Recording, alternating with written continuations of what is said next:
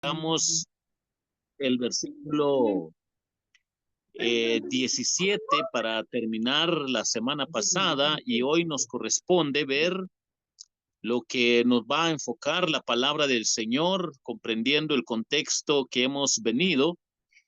Y quiero llevarles, mis hermanos, a los versículos 17 al 20 para reflexionar en la palabra del Señor y luego vamos a ampliar un poco del 21 al 22, dos secciones de la palabra de Dios que nos van a ayudar para poder comprender lo que hay en el fondo.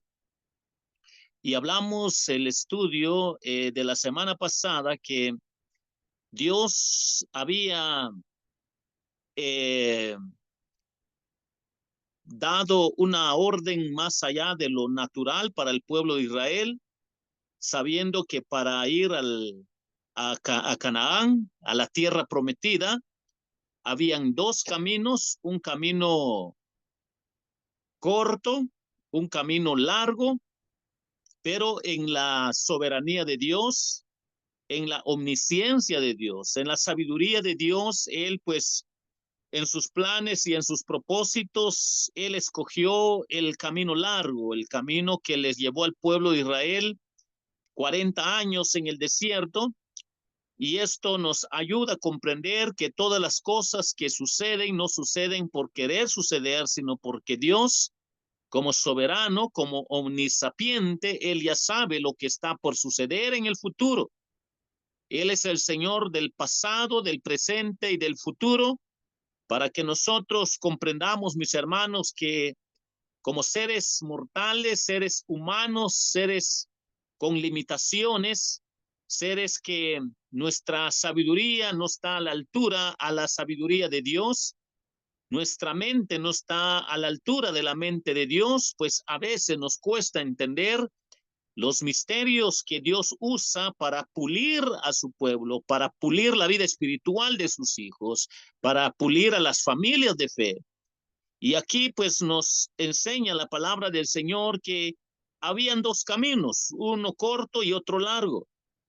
Y cada uno de nosotros podemos meditar un poco, mis hermanos, que hacia el desierto fue el camino que Dios eligió para conducir a su pueblo Israel. Nos hace comprender, mis hermanos, que Jesús antes de empezar su ministerio también fue llevado al desierto, si nosotros recordamos, donde estuvo orando, ayunando por 40 días y nos hace recordar de este peregrinaje para que nosotros entendamos, mis hermanos, que después de la conversión, después de la regeneración, después de ser quebrantado por el poder de Dios, después de ser transformado por la palabra de Dios, después de ser redarguido por el Espíritu Santo, hay un camino que recorrer, hay un camino que como cristianos, pues queremos evitar el dolor, pero es parte del plan y del propósito redentor de Dios para enseñarnos a caminar por fe, para aprender a depender de su palabra, para poder nosotros esperar y a confiar en Dios, para ver que nuestro Dios es un Dios de maravillas y ni aunque permite el dolor, siempre su propósito es perfecto para los que son hombres de fe. Entonces, cuando Dios eligió el camino largo para conducir a su pueblo, él tenía en mente que los egipcios tenían que ahogarse en el Mar Rojo. Dios ya lo sabía de manera anticipada para poder nosotros comprender, mis hermanos, que si les pasó esto al pueblo de Israel, es que Dios sabe qué es lo que viene ya para una persona de fe, para una familia de fe, para un pueblo de fe, dentro de una semana, un año, 5 años, 10 años. Entre los planes de Dios, mis hermanos, está lo que es pulir nuestra fe para aprender a depender y a confiar en Él, para que crezcamos en fe y en conocimiento, para ver las maravillas del Señor dentro de nuestras vidas, en medio del dolor, la aflicción, contra todo lo que se puede dar. Podemos ver entonces que Dios tenía en mente lo que iba a pasar a los enemigos de los israelitas. Pero también podemos nosotros comprender de que Dios tenía en mente quebrantar y humillar el corazón del pueblo de Israel para probarlos en el desierto, cosa que a nosotros no mucho nos gusta, hermanos, porque creemos que después de la conversión las cosas van a ir de maravillas o la vida van a caminar de maravillas, y en realidad no es así. Llegan problemas personales, familiares, congregacionales, problemas en la sociedad. De diferentes formas llegan las circunstancias, mis hermanos, para comprender que el propósito para el hombre auténtico de fe es que Dios va a humillar, va a quebrantar, va a doblegar al hombre de fe para que se dé cuenta que necesita más de su palabra, necesita más de su poder, necesita más de su Santo Espíritu para que nosotros aprendamos a ser sumisos a la palabra del Señor. ¿Tenemos voluntad? ¿Dios crió libre albedrío en nosotros? Claro que sí. Pero nuestra voluntad y nuestro libre albedrío por sí solo no glorifica a Dios. Nuestra voluntad y nuestro libre albedrío no nos puede salvar. Y si hay una apariencia de salvación, una apariencia de bienestar, es reflejo del orgullo y soberbia humana cuando está en términos naturales. Pero cuando está en términos que es fruto de la fe, nuestra voluntad, nuestro libre albedrío se somete a la palabra de Dios, se deja quebrantar por el poder de la palabra de Dios, se deja quebrantar por el poder del Espíritu Santo. Es lo que sucede con nuestra voluntad o libre albedrío cuando estamos caminando en ese peregrinaje, en esa vida larga que pareciera ser que no tuviera fin, pero que el propósito de Dios es perfecto para cada uno de sus hijos. Y Dios tenía en mente esto, humillar y quebrantar a su pueblo para depender de él, que la fuerza es de él, la sabiduría es de él, el poder es de él, la victoria es de él, para comprender que en varios pasajes la Biblia dice que no es con espada, sino con su Santo Espíritu. Y hermanos, solo orando y meditando en la palabra de Dios, solo reflexionando en su bendita palabra, en la hermosura de su santidad, viendo la perfección de Dios, como nosotros no le cumplimos, pero Él sí puede obrar en nosotros por medio de la fe en Jesucristo. Podemos darnos cuenta que es la única manera que Él nos lleva de victoria en victoria en este peregrinaje largo, que para nosotros en términos humanos se ve largo y en realidad es un corto de tiempo, tal y como la Biblia dice que la vida es como la neblina, es un rato nada más y de repente desaparece. Entonces Dios, como soberano, como omnisciente, omnisapiente, tenía estas dos grandes verdades en su corazón de manera antemano, pues derrotar a los enemigos de los israelitas, pero también humillarlos a ellos para que aprendan a someterse a Dios. El camino de Dios es el buen camino, mis queridos hermanos. Aunque no lo parezca, es el buen camino. Y aunque para nosotros como humanos pareciera ser duro o doloroso o ridículo, pero el camino de Dios es el buen camino. Cada uno de nosotros, si pensamos que Él no conduce a su pueblo por el camino más corto, podemos tener, no obstante, la seguridad de que Él los lleva por el mejor camino. Y el mejor camino es lo que Dios elige. El mejor camino es lo que Dios ha diseñado. El mejor camino es el camino que glorifica su nombre. El mejor camino, mis hermanos, a la luz de las Escrituras, es el camino que exalta el bendito nombre de nuestro Señor Jesucristo. Cada uno de nosotros podemos ver que no obstante la seguridad de que Él los lleva por el mejor camino, y así quedará en evidencia cuando hayamos llegado al final de nuestro viaje para darnos cuenta que todo es para gloria y honra del Señor.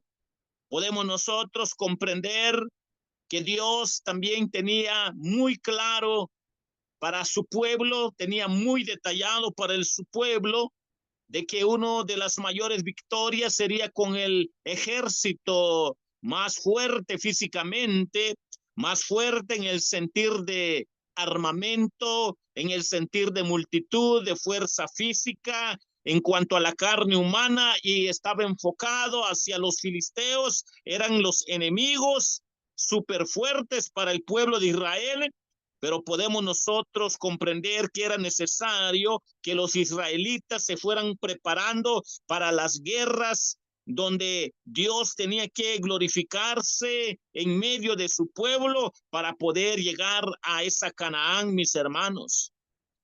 Y pasando por estas dificultades del desierto, así pues Dios proporciona las pruebas a su pueblo para fortaleza de ellos. Cada prueba que viene de Dios es para fortaleza de ellos.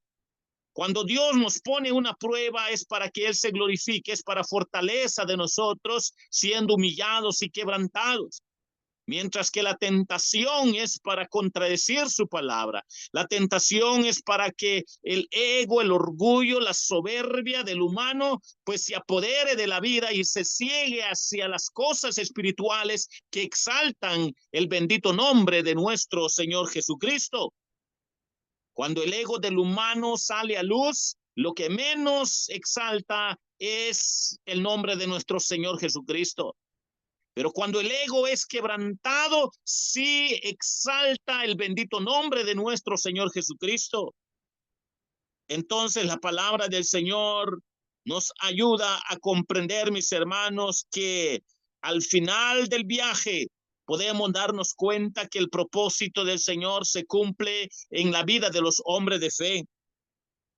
Los filisteos eran enemigos fuertes, entonces, preparados para las guerras.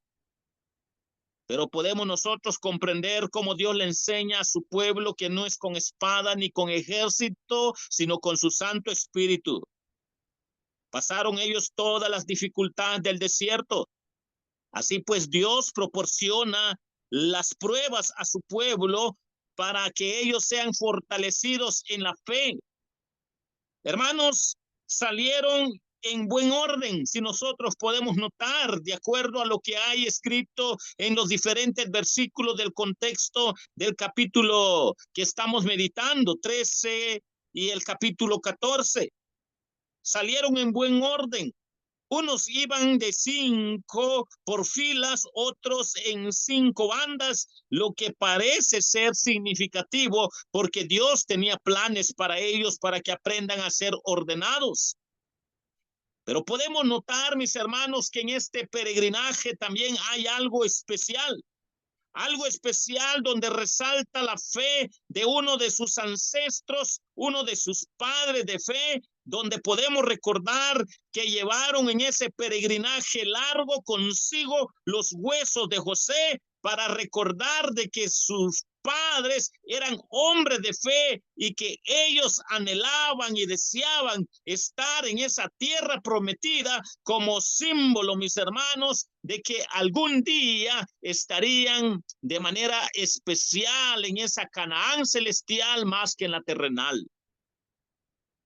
Cada uno de nosotros podemos notar que era un estímulo para su fe, para el pueblo de Israel, y esperanza que Dios los llevara a Canaán, haciéndose de la promesa de Dios que le había hecho de manera especial a José, para comprender, mis hermanos, que el peregrinaje era asunto de fe, para comprender, mis hermanos, que cada uno de nosotros cuya esperanza hacía que ellos llevaran sus huesos por el desierto, no era para venerar o endiosar ese hueso, sino recordando la fe de sus padres para que ellos aprendieran a confiar más en las promesas de Dios, que tenían que regresar a su tierra, tenían que regresar a la Canaán terrenal para que nosotros entendamos que para el futuro había una Canaán celestial que le iba a dar el sentir perfecto.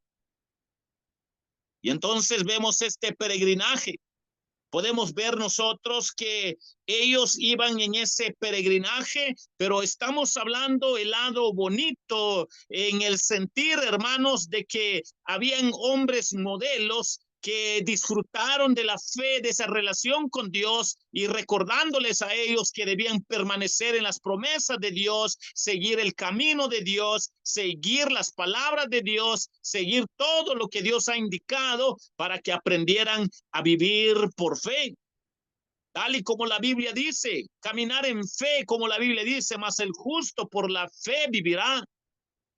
Esto nos ayuda a comprender, mis hermanos, que en este peregrinaje, así como Dios se glorificó en su pueblo, podemos ver sus maravillas, sus milagros, sus sanidades, sus victorias en el poder del Espíritu Santo, en el poder omnipotente de Dios, pero también podemos ver y recordar que hay una lista de actividades, de actitudes opuesto a la palabra de Dios, contra la palabra de Dios, que lo vamos a estar viendo con lujo de detalle, hermanos, si nos da tiempo, pero podemos por ahora nosotros darnos cuenta, mis hermanos, lo que acá enfoca la palabra del Señor.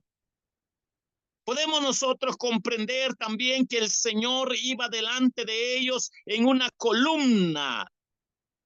Cuando nosotros pensamos en esto, si Dios iba delante de ellos en una columna como presencia de la majestad divina, Cristo estaba con la iglesia del desierto, de acuerdo a 1 Corintios 19, a quienes Dios lleva a un desierto, Dios no los abandonará ni los dejará para que puedan perderse ahí, sino que los cuidará de guiarlos en la travesía, en las circunstancias, en toda prueba de fe. Fue una gran satisfacción para Moisés y para los israelitas piadosos tener la seguridad de estar bajo la dirección divina del Espíritu Santo, bajo el señorío de Cristo, bajo la guianza de Dios Padre, quienes tienen como fin la gloria de Dios, como regla la palabra de Dios, como guía de sus afectos al Espíritu Santo de Dios y a la providencia de Dios como guía de sus vidas, sabiendo que Él tiene sus estatutos, pueden estar seguros de que el Señor va delante de ellos. Aunque no lo puedan ver con sus ojos, ahora debemos vivir por fe como pueblo de Dios, como iglesia. Aunque ellos tuvieron estas dificultades, pero aprendieron de igual manera, para la iglesia tiene que aprender a vivir por fe.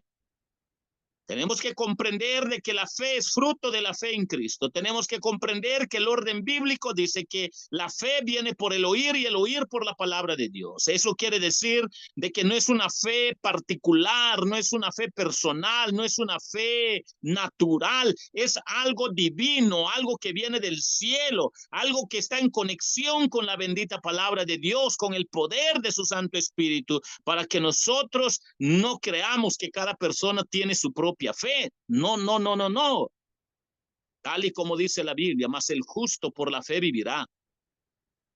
Cada uno de nosotros podemos recordar estas grandes verdades que encontramos en los versículos que hemos estado meditando del 17 al 20, pero también de esta otra sección del 21 al 22, para comprender que estamos viendo las maravillas de Dios en diferentes formas, en diferentes direcciones, en diferentes circunstancias, pero Él tiene que ser glorificado a través de la vida de sus hijos, de su pueblo, de la familia de fe, de los hombres de fe. Mis hermanos, podemos nosotros comprender que fue una gran satisfacción para Moisés y para los israelitas piadosos tener esa seguridad de estar bajo la dirección divina, tener el cuidado paternal divino. Fue algo maravilloso. Quienes tienen entonces como fin la gloria de Dios, Dios va a manifestarse en sus vidas. Cuando Israel marchaba, la columna iba adelante. y señalaba el lugar para acampar de acuerdo a lo que tenemos en las escrituras escritos, según lo estimara conveniente la sabiduría divina, pues donde tenían que descansar y descansar, ahí tenían que parar, y donde se tenía que mover, tenían que ellos caminar, para comprender que estaban aprendiendo a depender de Dios, a confiar en Dios, a guiarse a través de su palabra. Y aunque a muchos de ellos les costaba, pero la palabra de Dios nos dice que el peregrinaje seguía del pueblo de Israel. De día los resguardaba el Señor del calor y por la noche les daba luz, algo sobrenatural, algo especial. Imagínense esa columna de nube que los protegía del calor, pero en la noche esa columna era luz resplandeciente para guiarlos. La Biblia es lámpara a nuestros pies y lumbrera a nuestro camino. Lo que en su amor nos ha dejado el Salvador para que sea la esencia de vida espiritual, cuando el Señor claramente nos dice: yo soy el camino, la verdad y la vida, nadie viene al Padre si no es por mí. Jesús dice: yo soy la luz verdadera. Hay muchos pasajes que nos hacen recordar del cuidado divino de Dios para su pueblo, dando testimonio de Cristo para que Él sea glorificado. Para nosotros es como la columna, para los israelitas lo vivieron, hermanos, pero para la iglesia es como ahora lo estamos disfrutando, que es su palabra la que nos detiene para no pecar contra Dios. Es la palabra de Dios la que nos hace reflexionar para no estar contradiciendo la palabra de Dios. Es la palabra de Dios que nos hace para que no ofendamos a Dios. Es la palabra de Dios que está vivificándose, creciendo en nosotros para que nosotros seamos luz para aquellos quienes viven en tinieblas. Hermanos, podemos nosotros recordar de esa voz que clama de acuerdo a lo que está revelado en las escrituras: yo soy la luz del mundo. El que a mí sigue no andará en tinieblas, sino que tendrá la luz de la vida. Y esto lo podemos encontrar en Juan capítulo 7, capítulo 8, versículo 12, para comprender que solo Jesucristo es el camino, la verdad y la vida. Para recordar que Juan 14:6 nos ayuda para dar soporte a estas grandes verdades. Según lo muestra la Biblia y lo recomienda, porque cada uno de nosotros podemos entender la obra maravillosa de fondo donde el Espíritu Santo está obrando, mis hermanos, para comprender de que siempre está guiándonos. El Espíritu Santo está guiando a aquella alma regenerada para que pueda ser reverente a la palabra de Dios y para que pueda ser hombre de oración, para que pueda estar en el camino del Señor, para que la palabra de Dios sea lámpara a sus pies, para que la palabra de Dios sea luz en su alma, para poder peregrinar sobre esta tierra, mis hermanos, así como lo fue para el pueblo de Israel. Pero estamos hablando de cómo Dios sostiene, protege, cuida, obra dentro de su pueblo, y desde esa perspectiva en lo que Dios hace en la vida de sus hijos cuando se quebrantan, se doblegan, se humillan y se dejan guiar por la palabra de Dios. Dios los lleva de victoria en victoria. Eso es el lado hermoso, mis hermanos, en cuanto a lo que es la obra de Dios en su pueblo. Pero ahora, si hemos visto el lado amable, el lado bonito de cómo Dios cuida, protege a su pueblo, obra en su pueblo, obra en los hombres de fe, quiero llevarles, mis hermanos, para poder dejar una sección más para ampliar el lado negativo de lo que pasó en este peregrinaje, porque estamos hablando de las maravillas de Dios que hace en su pueblo, de las maravillas de Dios que hace dentro de aquellos quienes se dejan quebrantar por la palabra de Dios. Y estamos hablando de la hermosura, el poder omnipotente de Dios a favor de su pueblo, y eso glorifica a Dios a través de la fe en Jesucristo, preparando al pueblo de Israel, comprendiendo de que venía alguien perfecto para satisfacer el corazón de Dios Padre, pero el pueblo tenía que entender de que había algo que también ellos tenían que sufrir las consecuencias.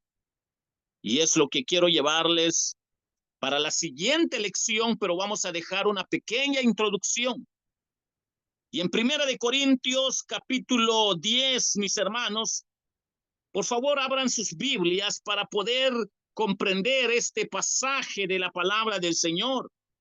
Primera de Corintios, capítulo 10 y su versículo 13, mis hermanos, para ver, ya vimos todo el poder, la hermosura de Dios en su pueblo, su guía, el poder de su palabra como obra en la vida de su pueblo, ya vimos lo hermoso en ese sentir, pero ahora nos corresponde ver que en todo este peregrinaje también podemos ver que algo desastroso sucede, algo humano sucede, algo en lo que conocemos como orgullo, soberbia, ego, algo como lo que conocemos como libre albedrío, con los pensamientos terrenales del hombre, como la sabiduría terrenal del hombre sale a luz y que también tristemente en este peregrinaje se opone muchas veces a la palabra de Dios para que nosotros aprendamos a reflexionar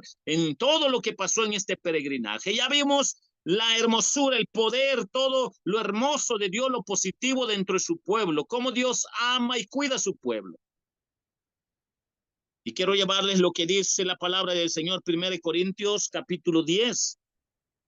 Y vamos a leer, mis hermanos, versículo 13, por favor. Dice de esta manera: no os ha sobrevenido ninguna tentación que no sea humana, pero fiel es Dios, que no os dejará ser tentados más de lo que podéis resistir, sino que dará también juntamente con la tentación la salida para que podáis soportar. Hermanos, cuando leemos este versículo, lo vemos desde la perspectiva positiva en que Dios pues tiene un plan para su hijo, Dios tiene un plan para su pueblo, Dios de manera tan sobrenatural está cuidando a su pueblo para que los pueda guardar y librar del mal, porque la tentación está vigente, la tentación le puede llegar al pastor, a la esposa, a sus hijos, a los líderes, a los miembros. La tentación está vigente y esto nadie lo puede sacar mientras que Jesucristo no aparezca todavía. Pero a lo que quiero llegar, si aquí hay un mensaje de esperanza, de aprender a confiar y a esperar en la promesa de Dios, que Dios nos va a librar de la tentación, que no va a poner algo en lo que no podemos llevar. Esto es el lado bonito en cuanto a lo que Dios tiene en promesa, pero ni aún con esta promesa, la rebeldía del hombre, el pecado del hombre, la soberbia del hombre sale a luz en este peregrinaje. Y mis hermanos, quiero leerles el contexto para entender lo que leímos, porque estamos en Éxodo capítulo 13, 17 al 20 y 21, 22, en lo que hemos estado aprendiendo del libro de Éxodo.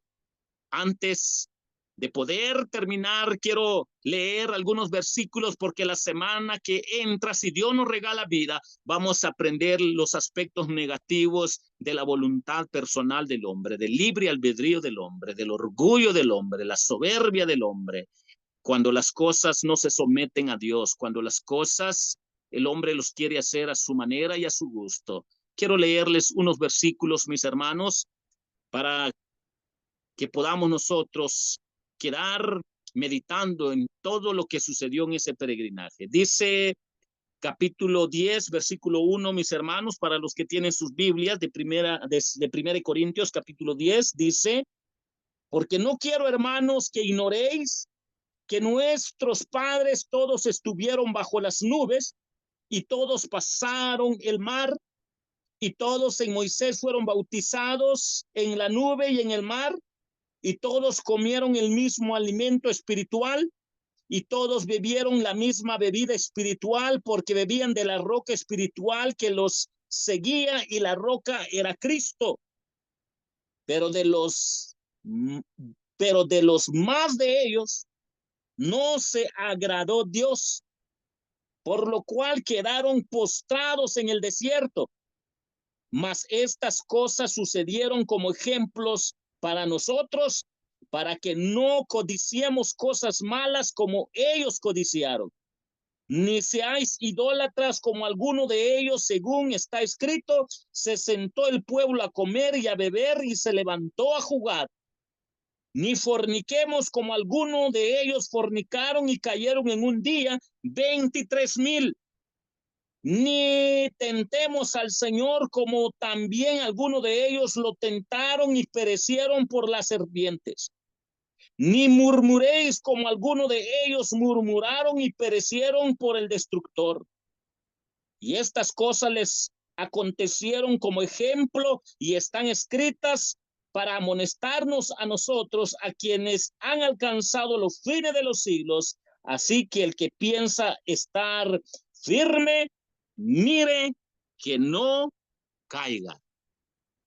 Hermanos, la otra semana vamos a ver todo lo que sucedió en el peregrinaje para comprender cómo Dios en su misericordia, que ni aún siendo aún nosotros pecadores, Dios nos ama.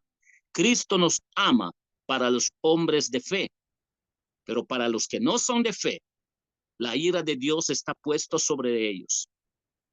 La otra semana vamos a analizar lo que pasó de manera negativa, pecaminosa en todo este peregrinaje para comprender que en medio de todas las maravillas que Dios hizo está la soberbia del hombre. Y es lo que vamos a aprender la otra semana para ampliar Éxodo capítulo 13, versículo 17 al 20 y versículo 21 al 22 para complementar la idea que tenemos en este capítulo 13. Mis hermanos, que el Señor les bendiga.